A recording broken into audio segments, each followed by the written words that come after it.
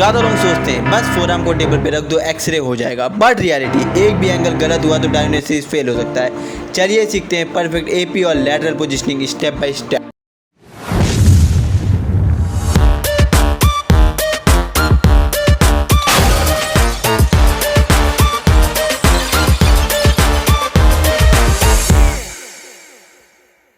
So let's begin with our topic forearm X-ray positioning, AP and lateral view.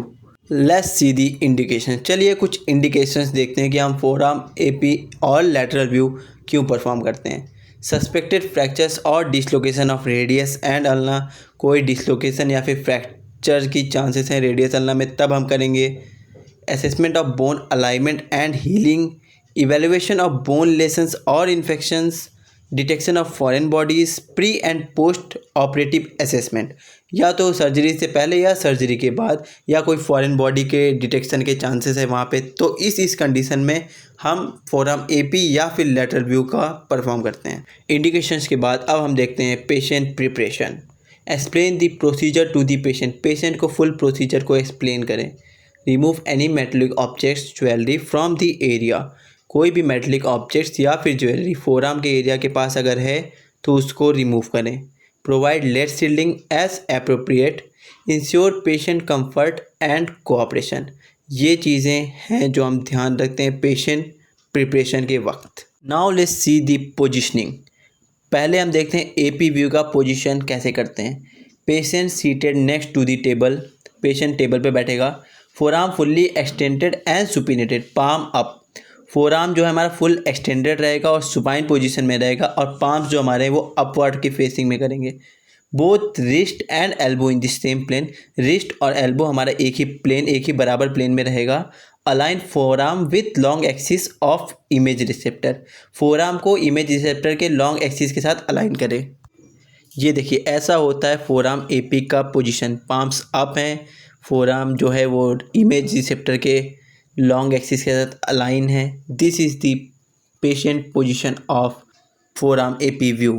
Now AP view का position तो देख लिया, अब देखते हैं लैटरल व्यू की positioning. Elbow flexed at 90 degree like drinking a tea, forearm in lateral position, thumb up, thumbs जो हैं हमारे वो अपवर्ड पोजीशन में रहेंगे लैटरल पोजीशन के time. Wrist and elbow in the same plane, ये भी सेम एपी जैसी होगा, जैसे रिस्ट और एल्बो जो है वो एक ही प्लेन में रहेंगे।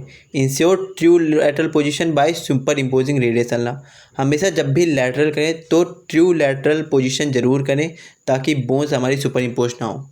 चलिए अब पोजीशन तो हो गया, प्रिपरेशन भी हो गया, अब आते हैं मेन पार्ट पर जो है central ray. CR directed perpendicular to the mid point of forearm, CR जो है वो डायरेक्टली परपेंडिकुलर रहेगा मिड पॉइंट ऑफ फोरआर्म के साथ। Include both wrist and elbow joint in the collimation, elbow joint की एंडिंग पे और रिस्ट की एंडिंग पे, दोनों चीज़ को ज़रूर इंक्लूड करें फोरआर्म के एक्सरे में। एसआईडी होगा हमारा 100 सेंटीमीटर जो कि होता है 40 इंचेस। ये देखिए लैटरल व्यू में देखिए ऐसे सीआर को प्लेस करना है mid of the forearm, and this is the CR of the AP view. चलिए अब जल्दी से एनाटमी भी देख लेते हैं।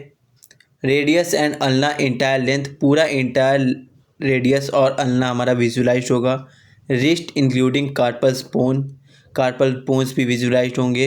Elbow joint including distal humerus and proximal radius ulna, distal part of humerus दिखेगा और रेडियस अल्ना के प्रॉक्सिमल पार्ट्स।